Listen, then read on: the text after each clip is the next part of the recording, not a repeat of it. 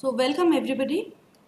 In the previous session we had discussed about the classification of energy resources, and today we are going to discuss about the measurement of energy resources. So we are going to see how you can measure different forms of energy at various parts of the world. So both the type of energy as well as the geographical location, both of them they matter.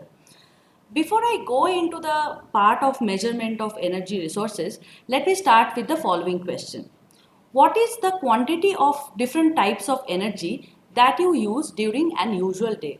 I would like you to pause the video for a while, take 2 minutes and write down all kinds of energy that you actually use during a day and in what quantity.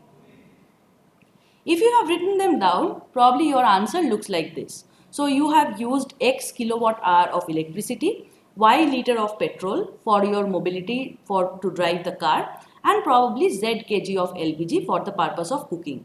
Now the question that we begin with, now you have different types of energy measured in different units. So if I ask you what is the total amount of energy that you have used over a day, you will probably not be able to add this X, Y and Z. So this is one of our objectives, to understand how you can aggregate different types of energy measured in different units. Coming to the second question.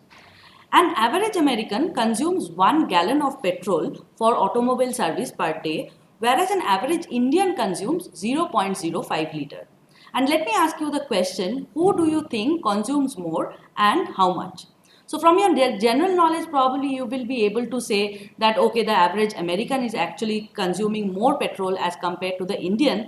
But if you don't know what is the conversion factor between 1 gallon and 1 liter of petrol, you will not be able to tell me how big the difference between these two is.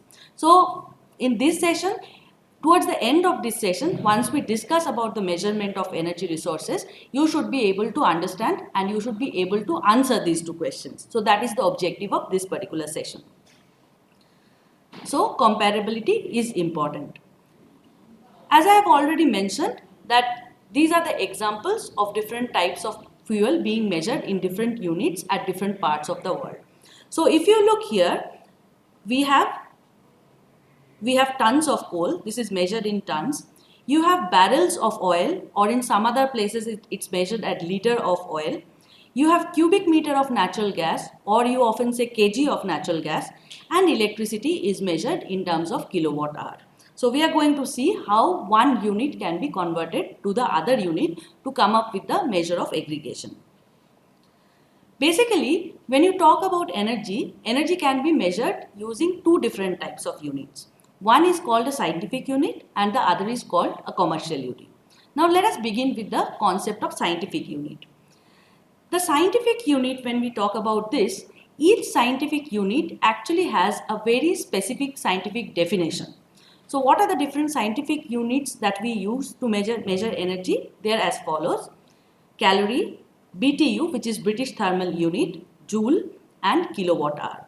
Let us begin with calorie. You probably all know from your basic science understanding that calorie is that amount of heat which is required to raise the temperature of water, 1 gram of water, by 1 degree centigrade. So often it's said to raise the temperature from 4.5 degrees centigrade to, from 14.5 degrees centigrade to 15.5 degrees centigrade. So I repeat again, this is the heat that is required to raise the temperature of 1 gram of water by 1 degree centigrade from 14.5 to 15.5. BTU, the British Thermal Unit, this is the exact analogy of calorie which is used in the British system. So this is the heat that is required to increase the temperature of 1 pound of water by 1 degree of Fahrenheit. So you see that both calorie and BTU, they have a specific scientific meaning. So when I say that the energy consumption is 1 calorie, it has a specific scientific meaning, irrespective of the type of energy that you are using. Similarly, joule also has a specific meaning, the kilowatt hour also has a specific meaning. So these are the 4 different types of scientific units that we use. Now the problem that you may come across that coal will be measured in terms of calorie. Electricity will be measured in term of kilowatt hour. So what is important? It's important to understand 1 calorie is equal to how much joule, or 1 calorie is equal to how much kilowatt hour, or 1 joule equal to how many kilowatt hour. So these kind of conversion factors are important to understand.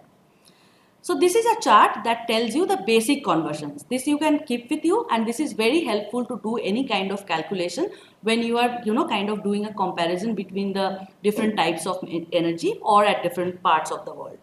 So coming up to the few very important things. First is 1 calorie. So calorie again is measured in a little bit different way with different definition. But if you talk about the average, on an average, 1 calorie imply 4.19 joule. This is one of the most important things to remember. The second one is 1 BTU. So 1 British thermal unit on an average means that there is 1055.87 joule. And the final one, this is often used in the measurement very frequently. 1 kilowatt hour is equivalent to 860 kilocalorie. So if you know the kilowatt hour of energy which is being used, you can convert them to kilocalories simply by multiplying it by 860. So this is one important chart that you have to take a note of.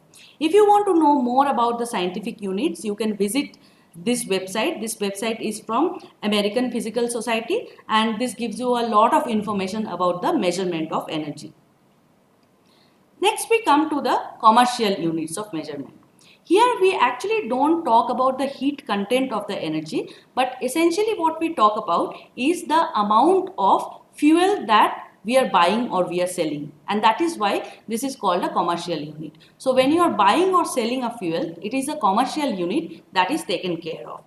So this is the physical quantity, the unit that specifies the physical quantity. For example, we say 1 barrel of oil or 1 ton of coal, so on. The next task that comes before us is that to understand if we have several commercial units, how we actually convert one commercial unit to the other. So for example, what is the oil equivalence of 1 ton of coal? So this is the kind of question we would like to answer. So suppose we have already gone through the energy balance. So if somebody asks us that what is the total production of primary energy in India, so probably you have to add 1 ton of oil with 1 barrel of 1 ton of coal with 1 barrel of oil and so on. So how do we do that kind of a conversion? This is another conversion table. And this is again very helpful to do some kind of a measurement. Here you will see that although we talk about ton, but tons are measured in two different ways. In the British unit, the short ton, which is often written as TON, this is 2000 pound. Whereas if you talk about the metric ton, which is the American system, then it's written with a double N. So this is TONNE, which refers to 1000 kg. So when we talk about the ton, we usually talk about the metric ton, which is equal to 1000 kg unless otherwise mentioned. And there is a conversion between the short ton and metric ton, and you have a conversion rate between the barrel and gallon, between the barrel of crude oil and ton, and etc. So these are again very important conversion factors that are used to convert one commercial unit to the other. It is again the same website that you can refer to know more about it. Before we go into the conversion between the scientific units and commercial units, let me just quickly show you what are the mostly used conversion factors for oil and natural gas. So here you can see that even if you are talking about gallon is measured in two different ways in two different parts of the world. So in US, 1 gallon is equal to 3.785 liter, whereas in UK, 1 gallon will imply 4.546 liter. So if you see that the information is given in gallon, you have to inquire a little bit to understand whether the source of information is US or UK. And thereby you have different other conversion factors. Similarly, for natural gas, these are the most importantly used conversion factors in the context of commercial units. One quick information. Probably all of you are aware of this. So 1 liter is being converted to 1 kg. So this is there is a 1:1 conversion rate between the kg and liter.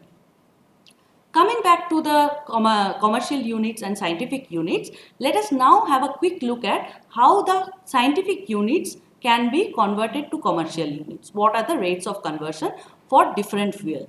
Now this you can understand that if you have everything measured in ton, 1 ton of coal will produce some different amount of energy or different heat value as compared to 1 ton of coal. So the heat produced by 1 ton of coal and the heat produced from 1 ton of oil, these are going to be different, although by physical quantity they are the same.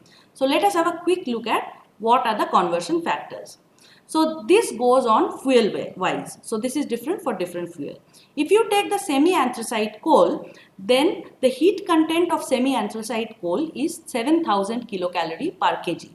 Now you have to be careful to understand that there is no one single heat content because the quality of the coal may vary. Therefore, ideally you should get a range. However, we take some average value which is in between. So all the values which are reported here, they are sort of an average value for each fuel.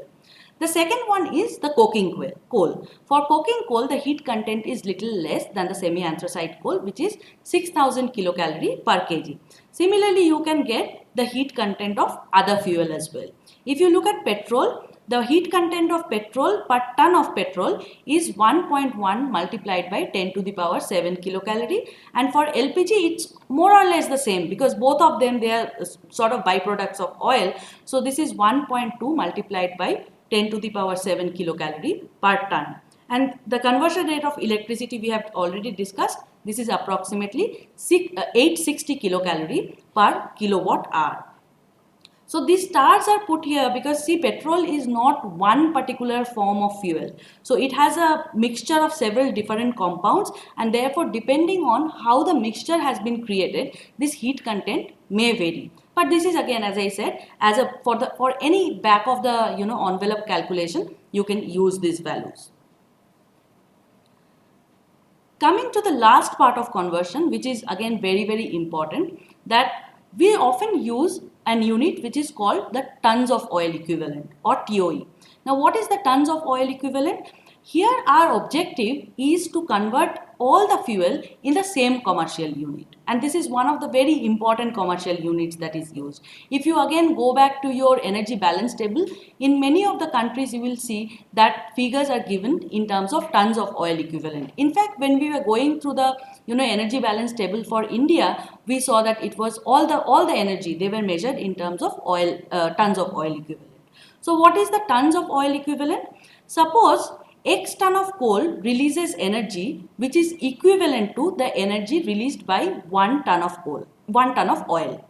So X ton of coal needs to be burned to produce the energy which is equivalent to the energy released by 1 ton of oil. So this X will be referred to as 1 ton of oil equivalent. So X ton of coal is equivalent to 1 ton of oil. So this is the oil equivalence formula. Now there is a little catch when you talk about the tons of oil equivalent because there are two ways how things are usually measured.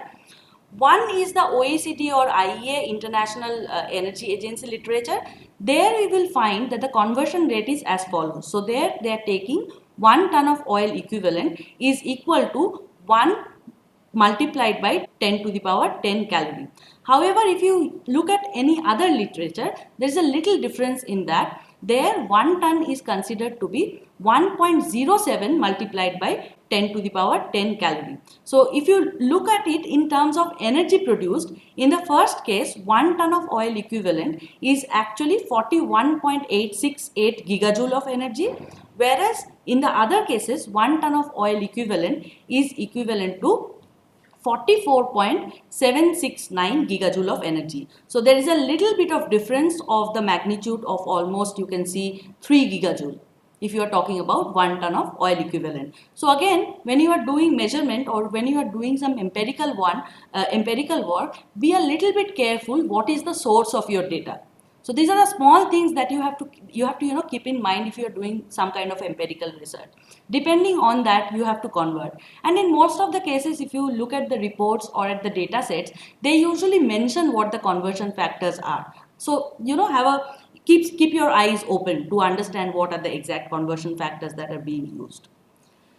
Let us now move on to the last bit of it, which is very important.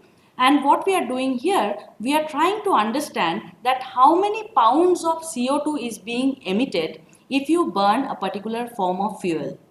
This is very, very important if you want to understand the implication of climate change of burning a particular type of fuel, because it depends on the carbon content of that particular fuel, how much CO2 is being emitted. So if you look here, if you burn 1 pound, if you burn, so see, this is the pound of CO2 emitted. So this is 228.6 pounds of CO2 are being emitted per million BTU of energy. So if you burn coal, which is equivalent to 1 million British thermal unit, then the emission of CO2 will be 228.6 pounds. Similarly, if you burn gasoline without ethanol, if you burn gasoline which is equivalent to 1 million British thermal unit, that will emit carbon dioxide which is equivalent to 157.2 pounds. So here you see the units of measurement are basically the British units of measurement. You can convert this, now that you know how to do the conversion, you can actually convert it to kg or tons of CO2 emitted per million BTU, or you can say per gigajoule of energy used from various fuels.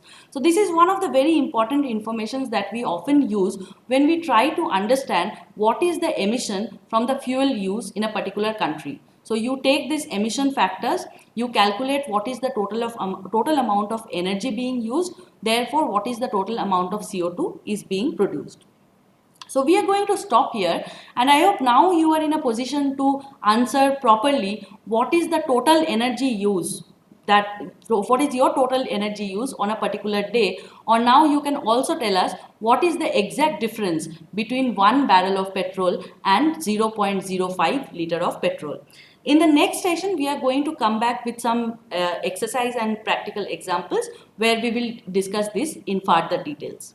So thank you for being with us. We see you in the next class.